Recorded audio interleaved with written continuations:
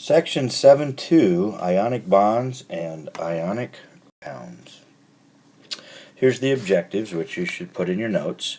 Explain the electrical charge of an ionic compound and describe three properties of ionic compound. Alright, we're going to talk about ionic compounds, and ionic compounds are ones which are composed of cations and anions. So you've got these positively charged ions, you've got negative charged ions, and when you've got something that's positive and negatively charged, they are attracted together. That's an ionic compound. That's how that works. Usually those cations are metals. You know, the metals are the ones that tend to lose the electrons. They become metals. Usually the non-metals are the anions. Together in the compound, it is electrically neutral. So for instance, if we make a compound with like sodium and chlorine, we would get one of these and one of those, and they would balance each other out. So then the final thing would be sodium chloride, which is what we used to. But notice we don't write any in there. You got to make sure that at the end your positives equal your negatives. So for instance, if you have something like calcium, which is a 2 plus charge, and chlorine, which is a 1 minus charge, you put those together 1 to 1, that's not going to work. You actually need 2 of those. So you would need 2 calcium or 2 chlorides. So you end up with something like CaCl2. It has to be balanced. We'll talk about that a little bit more. Alright, the opposite charges hold it together. That's that electrostatic, that really magnetic force that holds it together. And we call that an ionic bond. So those charges between the positives and the negatives, that's the ionic bond. Now let's take a look at, we've talked about this a little bit already, but let's take a look at sodium and chlorine. And if we think of sodium, it's 1s2, 2s2, 2p6, 3s1. Now remember, the number that they like to get to is 8. And in the outer level right now, sodium has 1. Not very happy with that. Doesn't like that. Let's take a look at chlorine. 1s2, 2s2, 2p6, 3s2, 3p5. And once again, it wants to get to 8, and it's got 7. So here's what's going to happen. We're going to take this electron here, and sodium's going to donate it to chlorine. So the sodium loses that part there. Chlorine gains that electron. So this becomes 6. And there's our two configurations that we're going to get when they're done. You're going to get the 1s2, 2s2, 2p6 for that's the sodium ion now. That's the Na plus. And you're going to get this one, 1s2, 2s2, 2p6, 3s2, 3p6 for the chloride ion. Now both of them have 8 in the outer level. Now if we look at that same one, let's do it with electron dots because we need to be, that's a little easier down the road. So you'd have 1 for sodium, chlorine has 7. So it's going to take that one. Now this becomes Na plus. Chloride becomes minus, and so that's how that compound forms.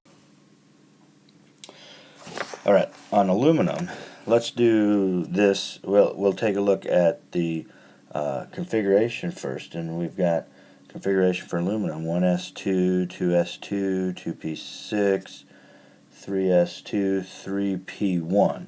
So it's got 3 that it wants to get rid of there. Bromine, it's a lot bigger. Let's just write the outer configuration. So bromine ends up at 4s2, 4p5. And it wants 1. So it would take, hey, I'll take this one. But then there's still 2 left over. So what we need is 2 more. And that's going to take one of those. And then another one, 4s2, 4p5. It's going to take that one. Let's do this with electron dots. It makes a little more sense. Okay, so if I have aluminum, it has 3 dots. Bromine has 7.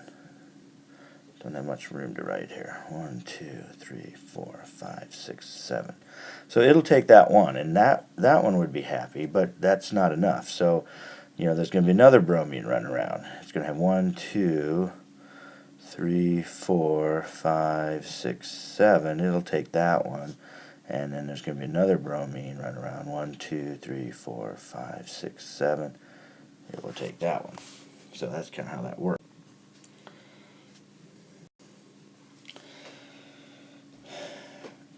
Okay, chemical formula shows the kinds and the numbers of the atoms in the smallest representative unit.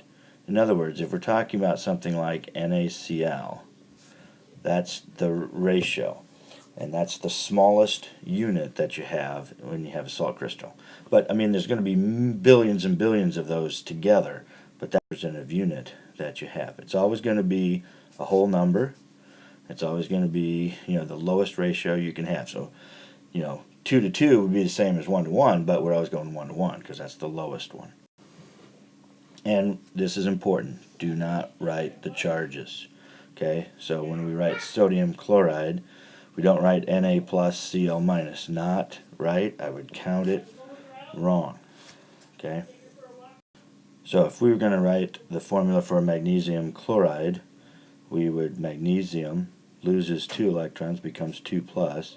Chloride loses 1 electron, you actually need 2 of them. So you'd end up with MgCl2.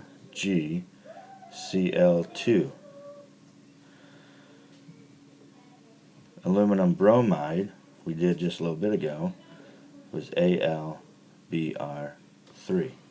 Notice there's no charges written. No charges, no charges.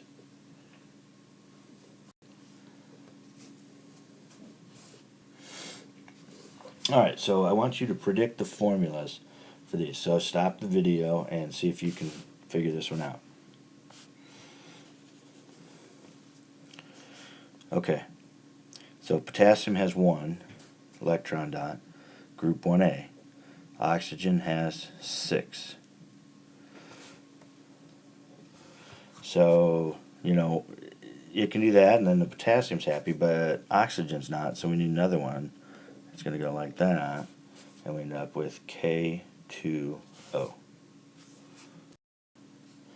Alright, magnesium and nitrogen. Let's take a look. Magnesium has 2. This is a toughie. This is tricky.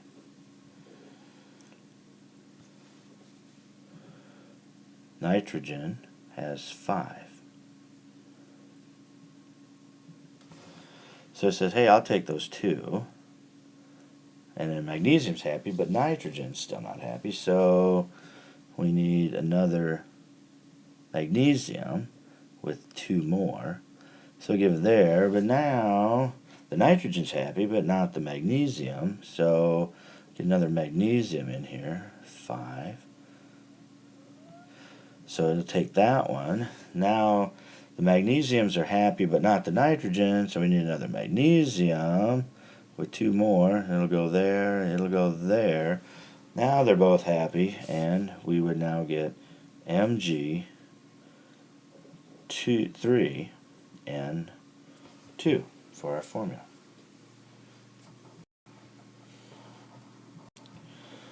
Okay, use the electron dots to determine the formula for the following. When potassium reacts with iodine, aluminum reacts with oxygen, calcium cations, and chloride anions. So stop the video and do that, and I'll let you know what those are in just a second here.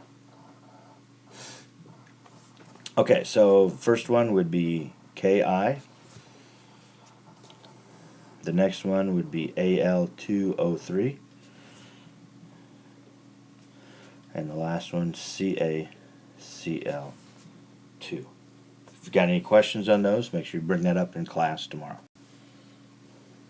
Alright, let's talk about some properties. Most ionic compounds are solid. In fact, if you go in my back room and you look at almost all of those are ionic compounds that are sitting on the shelf. They're all solid, just white crystals. They're very stable. They're very strong attractive forces, very stable.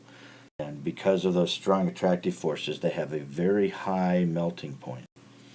So for instance, sodium chloride melts at 800 degrees Celsius. So think about, you got stuff like water, that's a liquid at room temperature, that's not ionic, okay? So then you get sodium chloride, it doesn't melt till you get to 800 degrees.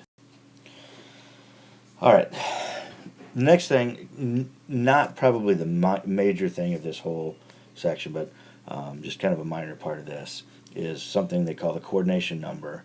And it is the coordination number is the number of ions of opposite charge that surround that crystal. So for instance, if we've got something like this and then sitting around it are 4 negatives, it would be its coordination number would be 4. But what I drew was 2-dimensional. You got to really understand that it's probably going to be 3-dimensional. It's probably going to be one in front and back. So if I do that, then the coordination number is going to be 6, and pretty likely that that's what that coordination number is. So here's a couple of pictures of ones that you can see. And so like if you come in and look at, like, let's say you pick out that one there, in that 3-dimensional image, you can see that there are 6 of them around it. Or if you pick one of the, well, you can't really get the chloride ions, you don't really see them in the middle, but they would have 6 also. But now if you come down here, you look at that one, and you can see that it's surrounded by 8. So its coordination number is 8. Up here would be 6, and so on. So really, we're just talking about how many of the opposite ion are next to it. It's really not hard. You just look at it. This is not a major thing in my. Make sure you understand how to do compounds. Talked about all the. Keep moving through that. Also, another thing about ionic compounds is that they conduct electric current, either if they're melted or if you dissolve them in water. They conduct electric current. So you can test it out, see if they conduct. If they do, very likely they're going to be compounds. And that is it.